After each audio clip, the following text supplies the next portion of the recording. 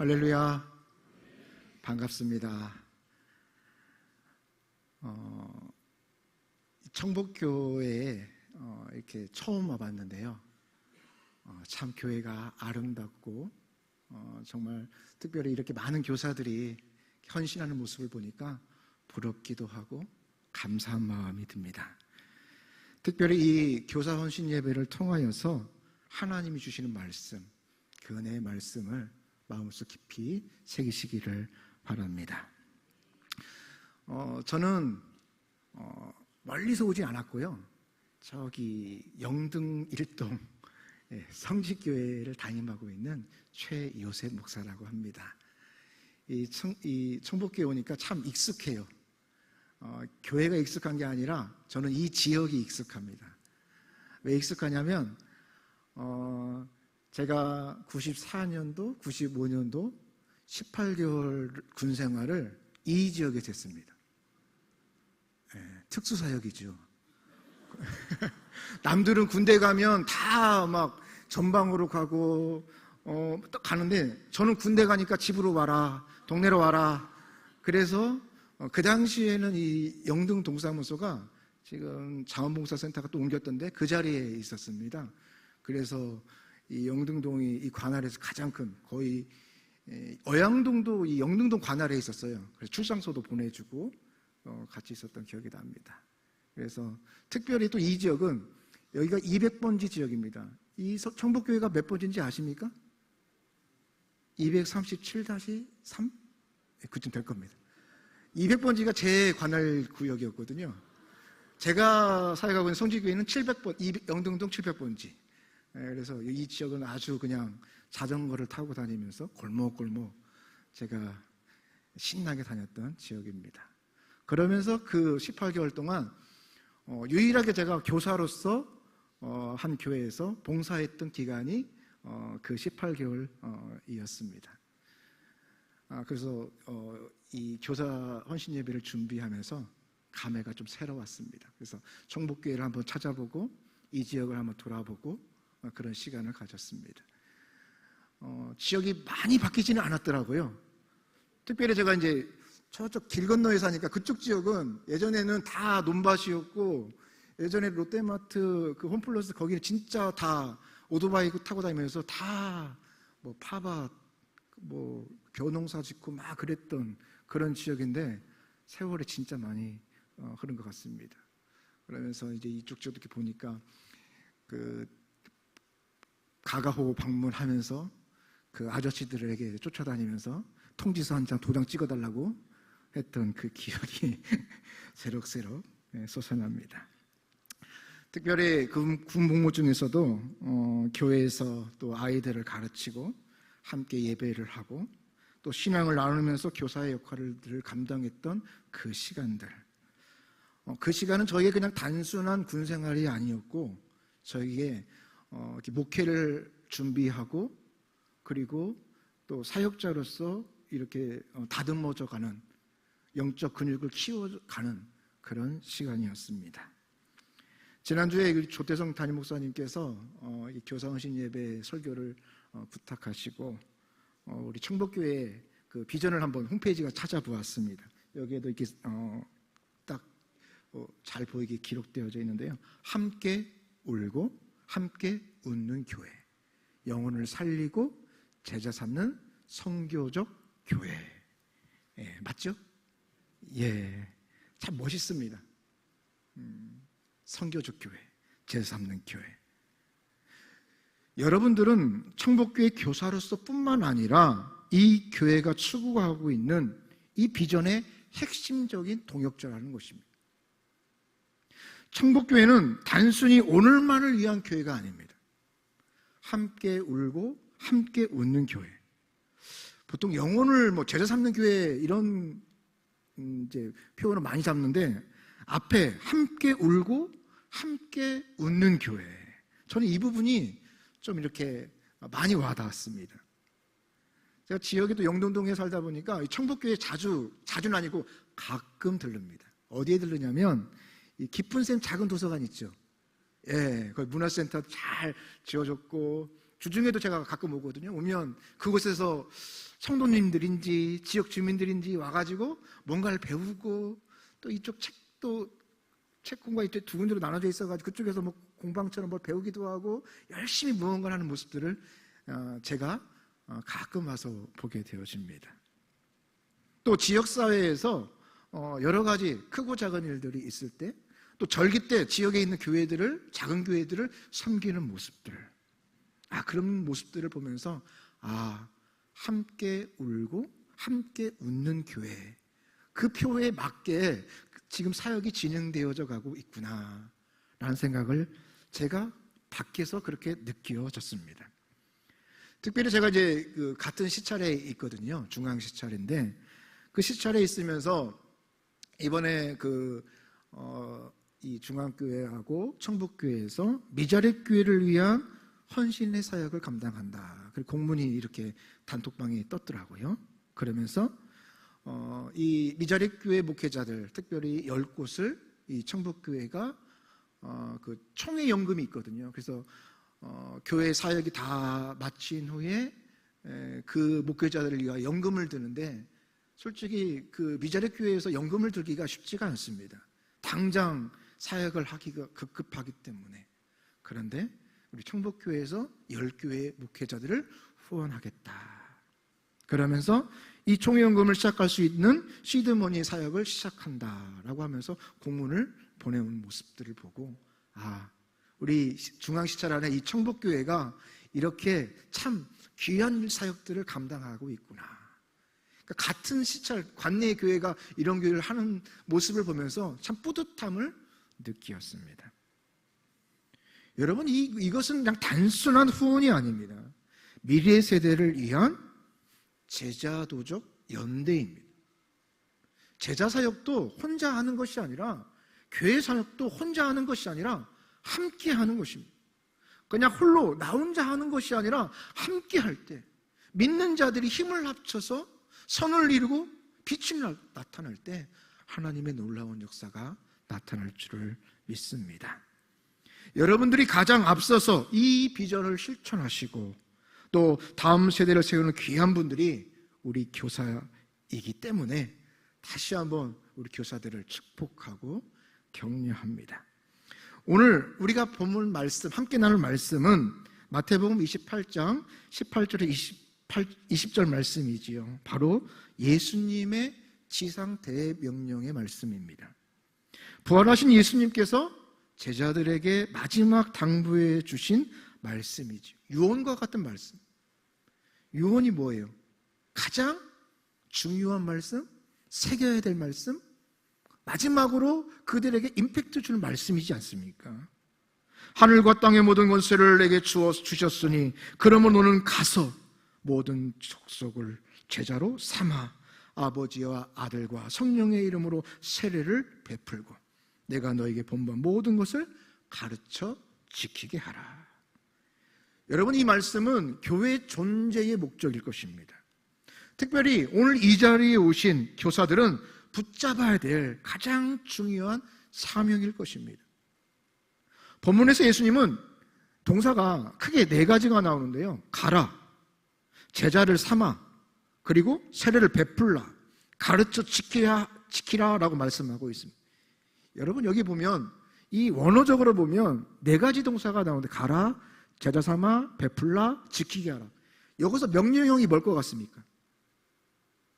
딱 느끼는 감으로 가라, 그렇죠? 가라, 가다.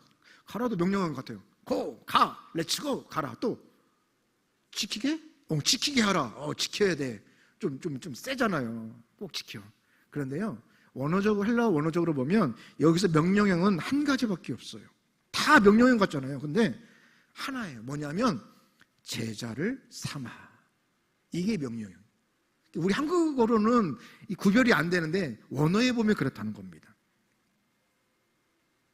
이것이 바로 교회의 가장 중요한 목적이고, 그리고 동시에 교사인 우리가, 또 성도인 우리가 가장 중요한 사명으로 붙잡아야 된다는 거예요. 왜 그렇습니까? 명령이잖아요. 명령은 꼭 해야 되는 거예요. 해도 되고 안 해도 되고가 아니라 꼭 해야 되는 명령이라는 것입니다. 우리가 예배를 드리고 또 선교를 하고 봉사를 합니다. 다 중요하죠. 어느 것 하나 빠질 것이 없습니다. 하지만 이것 가운데 제자가 세워지지 않는다면 이 모든 것은 다시 한번 생각해 볼 필요가 있다는 것입니다. 왜냐하면 여러분, 봉사, 선교, 교육, 여러분 이게 목적입니까? 수단입니까? 수단이죠. 무엇을 위한 목적입니까? 예수 그리스도의 제자가 되기 위한 목적, 그리고 그것을 이루기 위한 수단이 예배요, 교육이요, 선교요, 봉사요, 구제일 것입니다. 그런데 우리는 이것을 하다 보면 헷갈려요. 그리고 함몰되어집니다.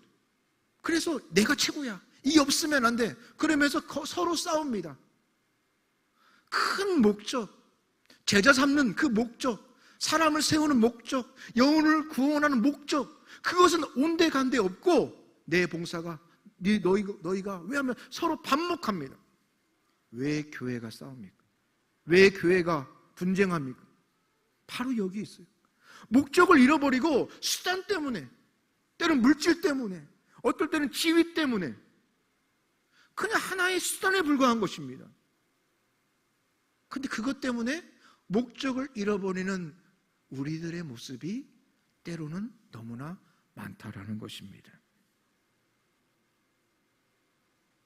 여러분이 가르치는 아이들 속에, 또 함께하는 청소년과 청년들 속에 예수님을 닮아가는 그런 제자가 세워질 때, 그것이 바로 교사로서 성공한 것이죠. 그것이 바로 교회가 제 역할을 온전히 감당하고 있는 것일 것입니다. 자, 그렇다면 예수님께서 이 제자 삼는 구체적인 방법을 3가지를 말씀해 주고 있어요. 뭐냐면 바로 4가지 중에 하나가 명령이라고 그랬잖아요. 그렇죠? 제자를 삼아가 명령이고 나머지 3개가 제자를 삼는 방법이 되는 것입니다. 첫 번째가 뭐예요? 가는 겁니다. 단순히 어떤 교회로 초대하는 것을 넘어서는 것입니다. 예수님을 모르는 사람, 어쩌면 하나님을 싫어하고 반대하는 사람, 그런 사람에게 가는 것입니다. 그냥 우리는 교회 안에서 편한 사람끼리만 머물러 있지 말고 세상 속으로 믿지 않은 학생들에게, 믿지 않은 청년들에게 뭐하라? 가야 된다는 것입니다. 우리가 명령만 알고 또 이 방법을 소홀히 여기는 경우가 너무나도 많다는 것입니다. 그래서 복음을 모르는 사람들에게 가야 합니다. 그것이 바로 우리를 부르신 이유라는 것입니다.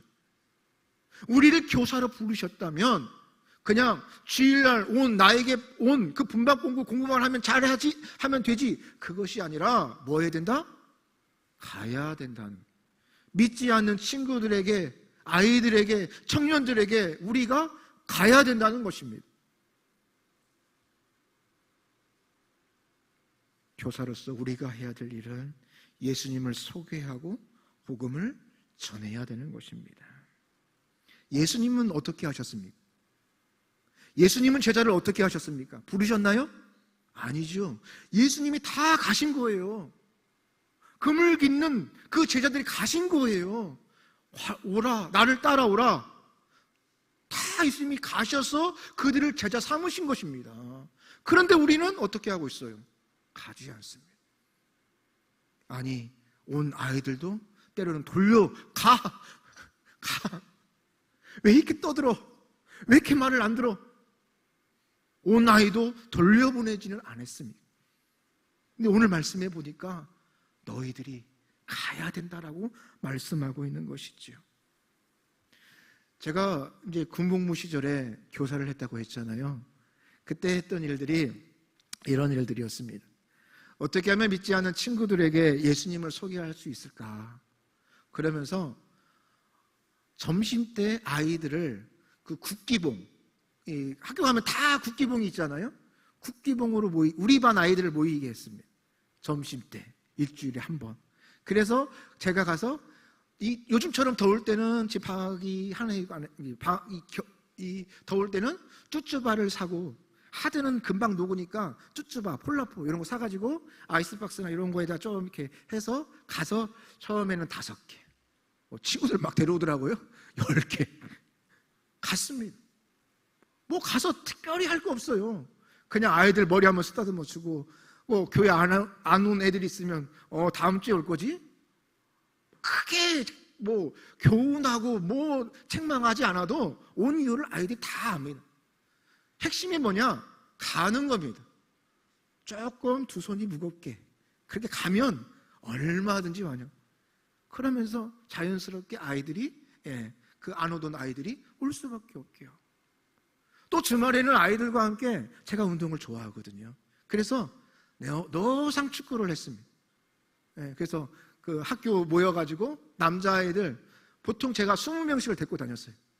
뭐 20명 데리고 다니면 그 애들은요, 일주일이면 뭐 방학 때면 노상 축구도 하고 농구도 하고 그렇게 갔습니다. 여러분, 그 애들은요, 제가 뭐 말씀이 어쩌고 예수님이 어쩌고 그렇게 굳이 얘기 안 해도 제가 말 안 들으면 발로 차도 아무렇지가 않습니다. 왜? 제가 이미 가서 관계가 형성되어졌거든요. 그런데 일주일에 한 번 딱 만나가지고, 야, 너 왜 그러냐? 자세가 그러냐? 머리는, 발은, 그 한 번 보는데 그 시간에 그 아이의 것들을 잔소리를 하면 그 소리를 듣고 싶어 하겠습니까? 결국은 가야 돼요. 이 가라라는 명령은 저에게 큰 도전이었고, 그리고 세상 속으로 나아가는, 또 그것들을 통해서, 그 아이들을 통해서 배울 수 있는 좋은 시간이 되었습니다. 두 번째는 뭐였죠? 세례를 주고, 제자 삼아 세례를 주고. 예수님은 세례를 주라라고 말씀하십니다. 예수님 시대의 세례는 구원과, 그러니까 예수님을 영접하는 순간 세례를 주었죠. 즉각적으로 바로 세례를 주었으니까요. 이것은 뭐 우리가 지금 바로 세례를 줄 수 있는 건 아니지만 예수님을 소개하라는 거예요. 단순히 세례는 그런 의식적인 행위가 아닙니다. 세례는 예수님을 주님으로 영접하는 순간이며 이전과의 삶의 단절을 선포하는 것입니다. 새로운 삶을 시작하는 상징적인 고백인 것입니다. 복음을 전한 후에 그들이 예수님을 믿고 세례를 받게 하는 것, 그것이 바로 우리의 사명이라는 것입니다. 자, 여러분, 유치부 선생님의 목적은 뭡니까? 여러 가지 목적이 있겠지만, 저는 그렇게 생각해요. 간단히 생각하세요. 유치부 선생님은요, 초등부로 올리면 돼요. 유년부로 올리면 돼요. 그렇죠? 안 그렇습니까? 자, 유년부 선생님의 목적은 뭐가 돼야 됩니까? 그렇죠. 잘 졸업시켜서 초등부로 올리면 됩니다. 초등부 선생님은 이런 식으로 되면 중등부로, 고등부로, 대학부로, 대학부에서 장년부로. 어렵지 않잖아요. 근데 이 어렵지 않은 것이 통계적으로 보면 점점 그 숫자가 줄어져 가고 있습니다. 안타까운 현실이죠. 코로나 이후에 한국교회 주일학교가 사라진 교회가 얼마나 많은지 몰라요. 회복하지 못하는 교회가 얼마나 많은지 모릅니다. 세례는 구원의 시작입니다. 예수님을 따르는 삶을 살게 하는 것이지요. 세 번째가 뭐였죠? 가르쳐 지키게 하라. 양육하는 것입니다. 세례를 받은 후에 가르쳐야 합니다. 단순히 성경 지식만을 가르치는 것이 아니라 예수님의 삶을 닮아가도록 가르치는 것입니다. 제자 삼는 것은 단순한 교리나 성경의 내용을 전달하는 것이 아닙니다. 예수님의 삶을 따라가도록, 예수님을 닮아가도록 우리가 가르치는 것이죠. 그런데 이게 가르친다고 되는 게 아니에요. 말로 되는 것이 아닙니다. 그냥 단순히 지식만을 전달하는 교사가 아니라 아이들이 예수님의 제자가 될 수 있도록 삶의 본으로 보여줄 수 있어야 된다는 것입니다. 이게 참 어려운 것이죠. 제자는 예수님의 인격과 사랑을 닮아가는 사람이기 때문에 그들이 예수님을 따라 살 수 있도록 삶을 통하여서 가르쳐 주어야 할 것입니다. 제자는 단순히 지식으로 배우는 사람이 아니에요. 예수님의 삶을 닮아가고 그 삶을 다른 사람에게 전수해 줄 수 있어야 됩니다. 그게 제자죠. 학원에서는요, 제자라는 표현을 많이 쓰지 않습니다. 대부분 뭐라고 씁니까? 수강생이라고 표현하죠. 아니, 제자라고도 해요. 하지만 그런 제자는요, 예를 들어서 학원에 6년, 8년, 이렇게 오래 배운 사람. 그래서 관계가 오래된 애를 제자라고 하지, 한 2달 배우고 얘 내 제자예요. 그렇게 안 합니다. 수강생이라고 하지요. 다른 사람에게 내 삶을 전수하는 자, 배워서 그 사람이 전수하는 자가 그 사람이 제자인 것입니다. 바로 그것을 가장 가까이서 돕는 이들이 누굴까요? 교사인 것입니다. 여러분의 삶이 곧 복음의 해설서가 되는 것입니다. 저는 신대원 시절에 정신 낙도지 선교단이라는 동아리에서 활동을 했습니다. 방학이 되면 낙도로 오지로 가서 믿지 않는 어르신들에게 일손도 도와드리고, 그리고 마을잔치를 통하여서 복음을 전하는 그 사역들을 건 한 7년 정도 했습니다. 6년, 7년 했습니다. 그리고 그곳에 가서 사역을 하면서 지금의 아내 사모를 만나서 잘 살고 있습니다. 특히 기억에 남는 섬이 있습니다. 전남의 조도라는 섬이 있어요. 경상도 남해의 조도라는 섬이 있어요. 전 둘 다 가봤는데 전남 조도라는 섬이 있습니다. 거기 상조도 하조도가 있어요. 큰 섬입니다. 초등학교도 있는 큰 섬이에요. 그런데 그 섬에 좀 요청이 왔어요. 교회도 있고 아이들도 있는데 그 아이들을 가르칠 수 있는 선생님들이 없다라는 거예요. 그래서 우리 신학생들이 그럼 우리가 한번 시간을 내서 우리가 준비한 걸 가지고 가서 성경학교를 한번 해보자 해서 그 조도라는 섬에 가서 성경학교를 했습니다. 그리고 우리 신학생들은 다 전도사님들이죠. 그 부장집사님 집에 숙식을 하면서 성경학교 사역을 감당했습니다. 둘째 날인가요? 아침에 그 부장집사님이 밥을 먹으면서 자기의 이야기를 이렇게 간증처럼 해 주셨습니다. 자기가 이 삶에서 부장집사로서 사역을 하면서 어떻게 하면 이 아이들에게 복음을 전할 수 있을까? 효과적으로 복음을 전할 수 있을까? 어른까지 좀 확대될 수 있을까? 생각하다가 받은 사명이 영사기를 구입해서 이 영사기를 틀면 효과적이겠다. 그래서 영사기를 사야지라고 생각을 하고 집을 한번 형편을 보니까 별 볼 게 없다는 거예요. 근데 이 새끼 밴 암소 한 마리가 있어요. 그래서 생각을 했습니다. 이 부장님께서 이 소가 송아지를 낳을 텐데 숫송아지를 낳으면 여러분 그거 아세요? 숫송아지하고 암송아지하고 뭐가 더 비싸요? 암송아지? 숫송아지? 별로 중요하지 않아요. 다 나름 생각이 있겠죠?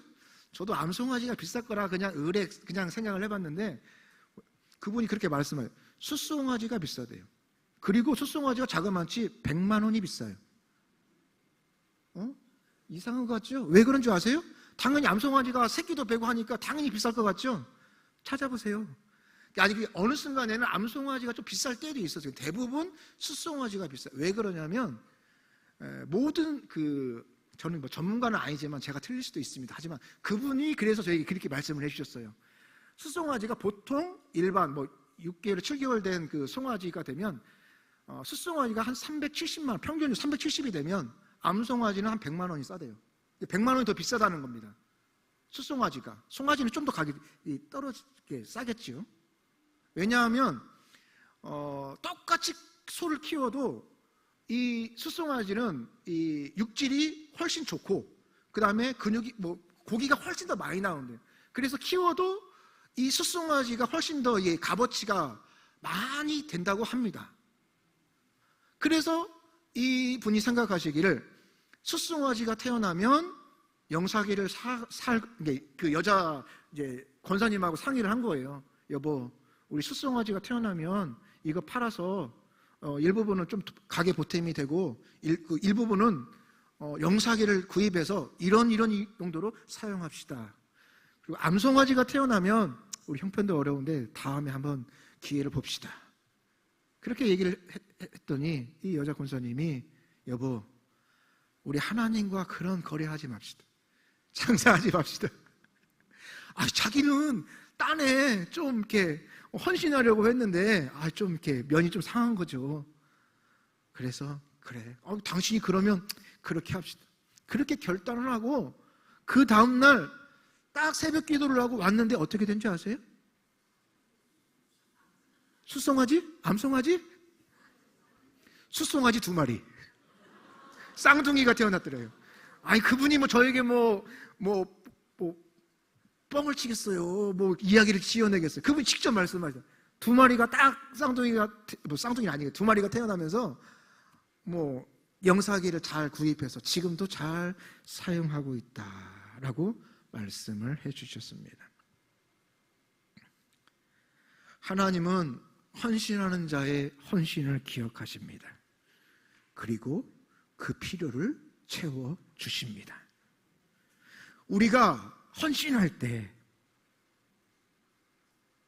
그리고 아이들에게, 우리 자녀들에게 우리가 복음의 씨앗을 심겼을 때 그냥 없어지는 것이 아닙니다. 여러분, 이것이 바로 교사의 사명입니다. 헌신하는 자를 통하여서 역사하시는 그 하나님의 놀라운 은혜를 체험하시기를 바랍니다. 저는 지난주에 영화 한 편을 봤습니다. 한 20년 만에 진짜 영화를 한 편 봤나 봐요. 요즘 영화 볼 일이 별로 없었는데 무명이라는 영화입니다. 무명이라는 영화. 보신 분 혹시 있었습니까? 무명이라는 영화. 한 분 보셨네.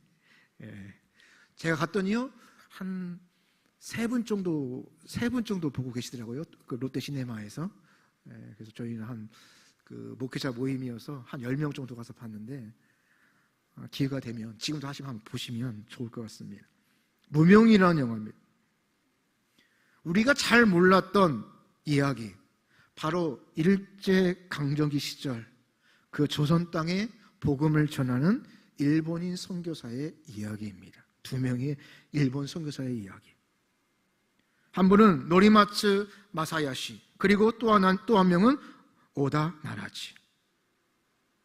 그들은 한국에 와서 일본이라는 이유로, 여러분 생각해 보세요. 그 일제강점기 시절에 복음을 들고 예수 믿으세요라고 전도지 주면 여러분 받겠습니까? 여러분 그 시절에 받겠어요? 오해받고 핍박받았지만 조선을 진심으로 사랑하면서 예수님의 복음을 전한 선교사의 모습입니다. 이 노리마츠 선교사가 속했던 이 기독동신회의 신조는 이렇다고 합니다. 그 신조가 수치는 우리에게, 영광은 하나님께. 그런데 여러분, 우리 사역 가운데 우리의 모습은 어떻습니까? 영광은 나에게, 수치는 예수님이 십자가에서. 우리의 기대가 그렇지는 않습니다. 이 노리마츠 선교사님이 소천하자 조선에 있는 사람들이 이런 추모사를 남깁니다. 도요토미 히데요시의 일본은 미워합니다. 이토 히로부미의 일본도 미워합니다. 하지만 노리마츠의 일본은 사랑합니다. 여러분, 이 얼마나 놀라운 고백입니까?